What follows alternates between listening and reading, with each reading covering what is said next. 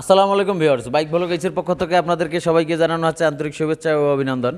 আশা করি আপনারা সবাই ভালো আছেন। আলহামদুলিল্লাহ আমরা ভালো আছি। তো বড় ভাই আসছে ঠাকুরগাঁ দিনাজপুর থেকে।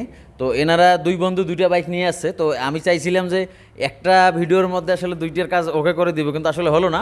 ওই জন্য আমাদের ফার্স্টে যে বিষয়টা ছিল, মানে প্রথম গাড়িটা আমাদের ভিডিওটা কমপ্লিট হয়ে গেছে। তো এই বাইকটার আমরা আলাদাভাবে একটা ভিডিও শ্যুট করবো, কারণ এটা তো অনেক কিছু প্রবলেম আছে, আর ইনি একটা ভোগান্তি নিয়ে আসছে, সেটাও আমরা শুনবো। আসসালামু আলাইকুম ভাই। ভাই কী সমস্যা বলেন? আসসালামু আলাইকুম। এই গাড়িতে সব ঠিক ছিল, কিন্তু আমার সামনের অয়েল সিল হঠাৎ কেটে যায়। কেটে যাওয়ার পর আমি সেটা শোরুমে নিয়ে যাই, শোরুমে চেঞ্জ করে দেওয়া হয়, কিন্তু একদিন চালানোর পরপরই আবার কেটে যায়। তো এরকম বারবার কেটে যাচ্ছিল অয়েল সিলটা। পরবর্তীতে কোনোভাবেও ঠিক করছি, কিন্তু তবুও সাসপেনশন হার্ড। আগে যেরকম সফট ছিল এরকম মানে প্রবলেম হচ্ছে বর্তমানে। আর সামনের ট্যাঙ্কিটা আমার সাসপেনশনে গিয়ে লেগে যাচ্ছে, এবং আরও কিছু প্রবলেম আছে। যেমন থার্ড গিয়ারে যখন আমি গাড়ি চালাই তখন ইঞ্জিন থেকে মনে হয় কেমন একটা কটকট সাউন্ড আসে, এবং এটি খুব বিরক্তিকর। এবং দেখা যায় মানে শহরে যখন গাড়ি চালাই প্রচণ্ড হিট হয়, মানে ওভার হিট মনে হয় গাড়িটা আমার। তো এগুলো দেখি ভাইকে, ওই জন্য আশা নিয়ে আসলাম যেন সলভ হয়। আমি সলভ করতে মানে অনেক প্যারা খাইতে হয়েছে আমাকে, এখন আমি ভাইয়ের কাছে আসছি। ভাই ইনশাল্লাহ জি, সলভ হবে। অবশ্যই ইনশাআল্লাহ, ধন্যবাদ ভাই। তো ভিউয়ার্স, চলুন আমরা কাজে চলে যাই।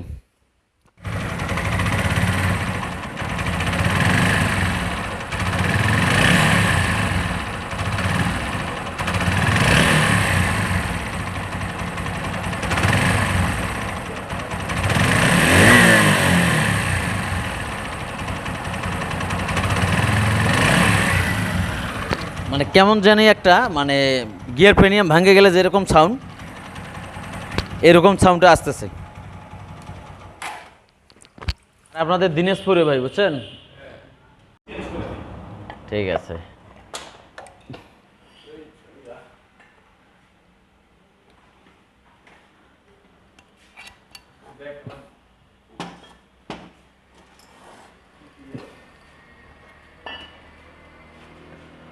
এই 3 নাম্বার গিয়ারটা দাও তো। হ্যাঁ, 3 নাম্বার গিয়ারটা দাও। সেন্টার একটু ঘুরে নাও। দাও, 3 নাম্বার গিয়ার দিছো। 5 নাম্বার দাও। সেন্টার একটু ঘুরে নাও। দাও দাও, 5 দিছো।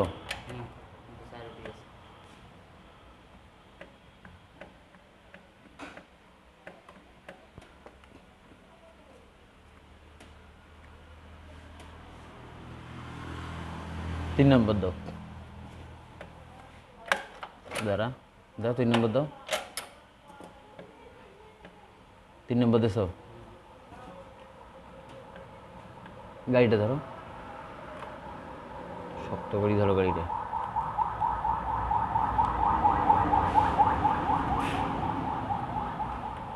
এদের বেয়ারিংয়ের কোনো সমস্যা নেই, কিন্তু বিষয়টা হলো যে এটা মনে হয় যে কোনো কিছু ভেঙে গেছে, এরকম সাউন্ড আসতেছে।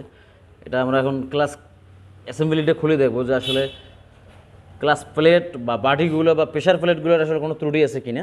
আর দ্বিতীয় নম্বর বিষয়, এই সাউন্ডটা আমাদের ক্যামের জন্য আসতে পারে, ক্যামটাও আমরা শেষে চেক দিব। আগে আমরা এই অ্যাসেম্বলিটা খুলে দেখবো যে আসলে কী অবস্থা। তো ভিউয়ার্স, আমরা বাইকটার ক্যাম্পশ্যাফটটা পরিবর্তন করে দিছি, কারণ ক্যাম্পশ্যাফটের বেয়ারিংগুলো জাম ছিল। যখন আমরা ঘুরেছিলাম শো শো শব্দ করতেছিল, আর রকার আমের জায়গাটা এক জায়গায় ধরছে, এক জায়গায় ধরে নাই, এই একটা অবস্থা। তো আমি আবারও মানে ক্ষমা চাচ্ছি আপনাদের কাছ থেকে। মানে ভিডিওটার আপনার যে ভয়েসটা, এটা আসলে রেকর্ড হয় নাই, না হলে আপনাদেরকে ওই ক্যামেরার যে সাউন্ডটা ওটাও আমরা শুনেছিলাম, বাট কিন্তু দুঃখের বিষয় আসে নাই। এটা ক্ষমা সুন্দর দৃষ্টিতে দেখবেন। তো কাস্টমার সাহেব ওনারা 3 জন ছিল, ওনারাও দেখলো, নতুন ক্যামেরাও আমরা দেখলাম, মানে বেয়ারিংটা একদম বাজে একটা অবস্থা। তো যাই হোক, আমরা ক্যামশ্যাফটটা পরিবর্তন করে দিচ্ছি, যার কারণে আপনার বাইকের সাউন্ডটি একদম স্মুথ হয়েছে। সেটা অবশ্যই আপনারা শেষে দেখবেন। এই যে ক্যামেরার অবস্থা খারাপ। এখন আবার আচ্ছা, 10% হইলো তাও হয়। তো ভিউয়ার্স আমরা ক্লাস প্লেটটা সমস্যা পেলাম, ক্লাস প্লেটটা আমরা পরিবর্তন করে দিলাম। গিয়ার শিফটিং আপনার 3 নম্বরে আর আটকাটকি করবে না, এটি 1 নম্বর বিষয়। তো অরিজিনাল ক্লাস প্লেট আমরা লাগাই দিচ্ছি। প্রেশার প্লেট এবং ক্লাস হুইল যেগুলো আছে এগুলো হইলো আমাদের আগের। আর সবথেকে বড় বিষয় হইলো আসলে ক্যামেরা চার্জ ছিল না, ভিডিওটা অনেকটাই আমরা শ্যুট করতে পারি নাই, নাহলে আমরা আরও অনেক কিছু আপনাদেরকে বোঝানোর চেষ্টা করতাম বা সমস্যাগুলো আপনার প্র্যাকটিক্যালে দেখাই দিতাম।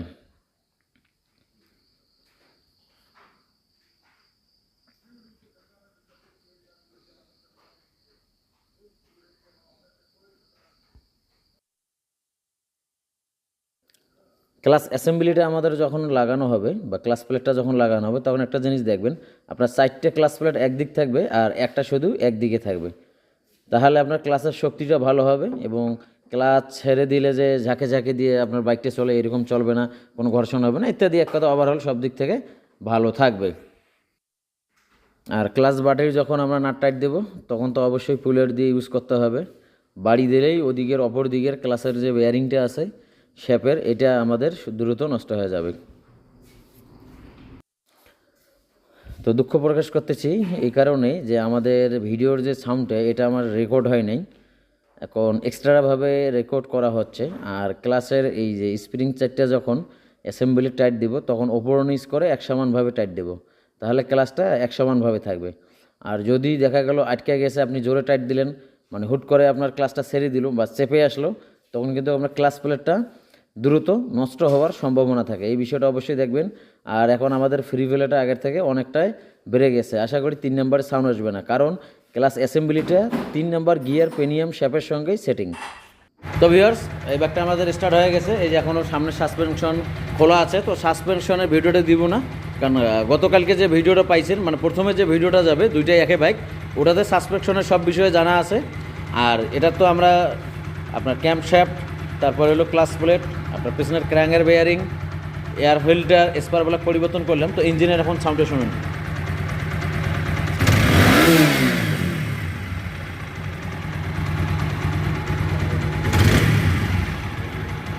ভাই ঠিক আছে সাউন্ড? আমি পুরোপুরি স্যাটিসফাই। আর সবচেয়ে বড় কথা হচ্ছে ভাইয়ের ব্যবহার খুবই অমায়িক একদম।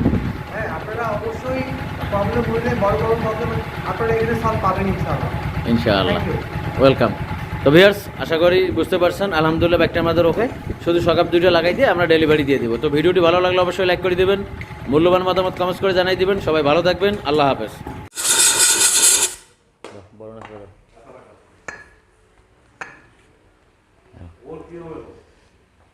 জি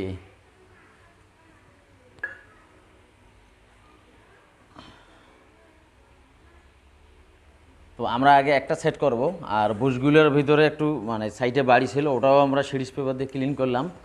তো দেখি এখন আমরা প্রথমে একটা সেট করে দেখব যে আসলে সকাপটা মুভমেন্টটা ইজি আছে কিনা। ধরো ধরো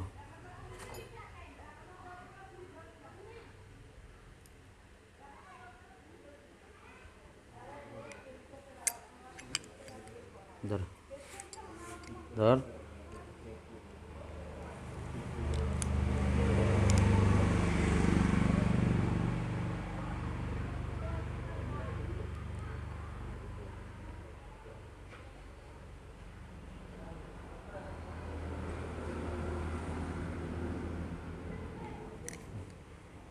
ধর ধরো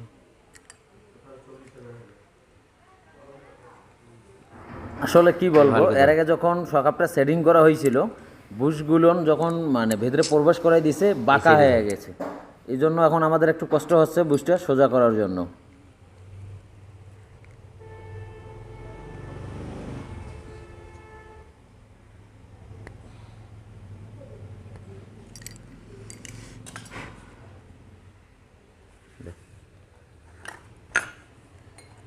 একটা জিনিস দেখেন, এই বুশটা বাঁকা হয়ে গেছে, মানে 100% অ্যাকুরেট হচ্ছে না। এখন কি করতেছি আমরা, গুনা তার দিয়ে বুশটাকে বেঁধে মানে মুখ দুইটা আটক করে নিচ্ছি মানে উপরের দিক থেকে।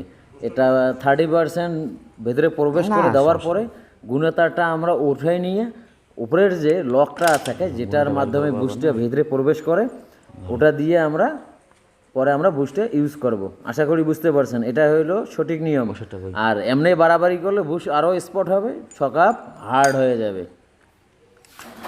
এই যে আমরা ওয়াশারটা বেরিয়ে দিয়ে দিলাম, এখন আমরা ফ্ল্যাট বার দিয়ে হালকা করে একটু বাড়ি দিয়ে আগে বসাই দেব, তারপরে আমরা গুণেতারটা উঠে নিয়ে সম্পূর্ণরূপে বুস্টে বসাই দেব।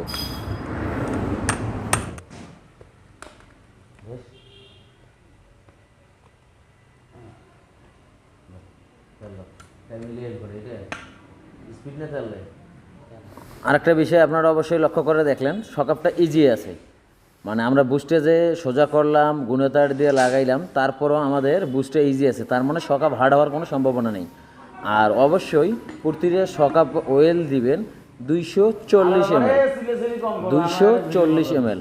আর আগের যে বাইকগুলো আছে এই বাইকগুলোতে দেখবেন আপনার এক সাইডে ছোট স্প্রিং এবং বুশ থাকে, আর একদিকে বড় স্প্রিং থাকে। তো আপনারা যেটা যেভাবে খুলবেন ওভাবে লাগাই দেবেন, ইনশাআল্লাহ ভালো পারফরমেন্স পাবেন ইনশাআল্লাহ।